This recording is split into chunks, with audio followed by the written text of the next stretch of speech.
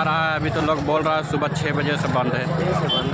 समझे, लोग बता रहा, हम तो एक घंटा से तो हम आए हुए हैं। 1 घंटे से है। हाँ, 1 घंटा से हम आए हुए हैं। देख रहे हैं कि यहाँ पे सब लोग बैठे हुए हैं, ट्रेन चल नहीं रहा है। समझे।